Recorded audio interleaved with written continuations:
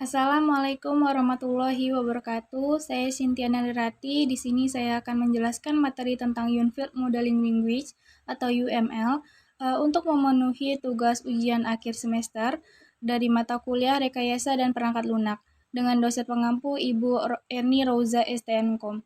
Baik, kita masuk ke materi yang pertama, yaitu ada definisi UML. Definisi umum UML. Nah, UML ini merupakan singkatan dari Unified Modeling Language, yaitu adalah cara untuk merepresentasikan arsitektur, desain, dan implementasi sistem perangkat lunak yang kompleks secara visual.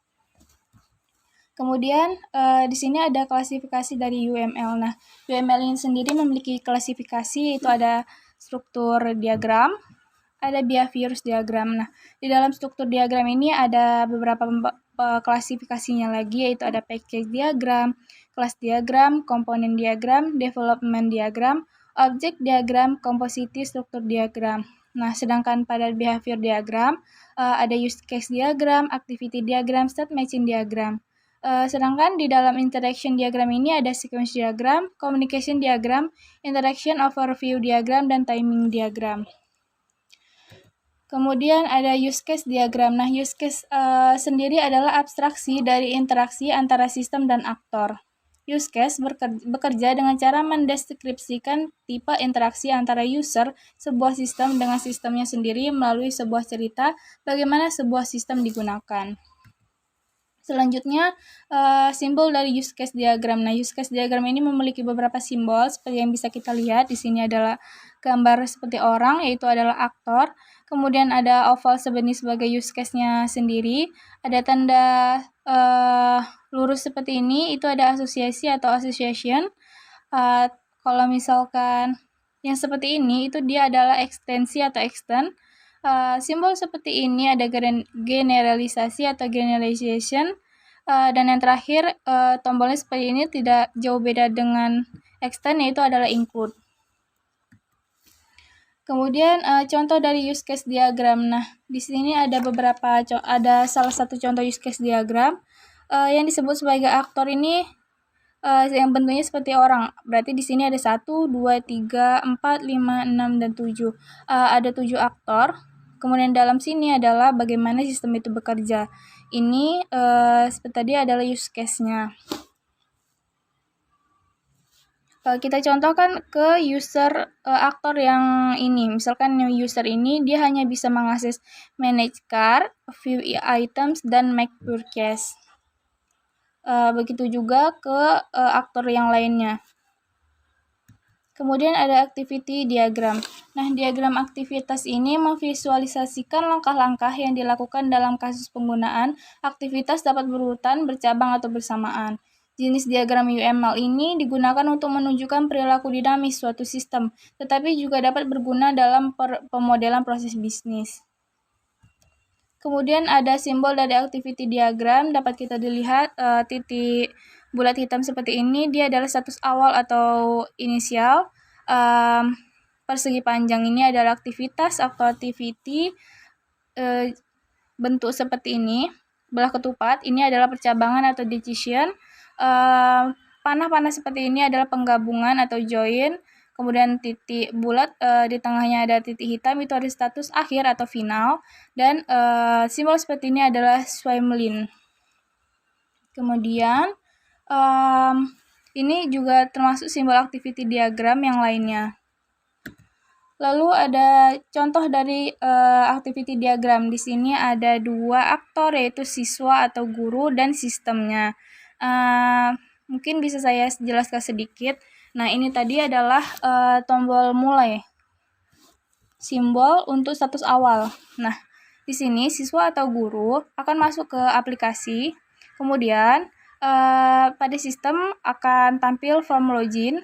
Nah, di tampilan siswa atau guru maka kita akan memasukkan username dan password. Kemudian pada sistem di sini ada decision-nya, benar atau tidak. Jika dia benar maka akan muncul tampilan menu utama, jika tidak dia akan kembali untuk menampilkan form login-nya. Dan ini adalah tampilan akhirnya. Selanjutnya ada sequence diagram. Nah, Diagram sequence ini terkadang disebut sebagai diagram peristiwa atau skenario peristiwa yang menunjukkan urutan interaksi objek. Dengan cara ini, Anda dapat merepresentasikan skenario runtime sederhana secara visual. Di sini ada simbol sequence diagram. Nah, hampir sama dengan yang sebelumnya. Pasti ada gambar seperti ini, itu sebagai aktor. Kemudian ada entity class, boundary class, control class, a focus of a control and a lifeline, dan a message. Nah, dapat kita lihat di sini ada contoh kasus sequence diagram. Di sini aktornya adalah sebagai pengunjung. Nah, pengunjung akan mengisikan username atau password, kemudian pada menu login akan diarahkan ke control login, yaitu mengecek data usernya apakah valid atau tidak. Jika tidak valid, jika itu entah username-nya salah atau passwordnya salah, maka akan kembali lagi ke menu login dengan menampilkan pesan kalau misalnya ada username-nya salah ataupun passwordnya salah, dan pengunjung akan mengisi ulang agar sampai valid. Nah, jika valid, maka akan menampilkan menu utama. Nah, sampai ke sini. Jika password dan username-nya benar, maka tampilannya akan menjadi menu tampil. Kemudian ada kelas diagram. Nah, kelas diagram adalah model statis yang menggambarkan struktur dan deskripsi kelas serta hubungannya antar kelas. Kelas diagram mirip R diagram pada perancangan database. Bedanya, pada R diagram tidak terdapat operasi atau metode, tapi hanya atribut.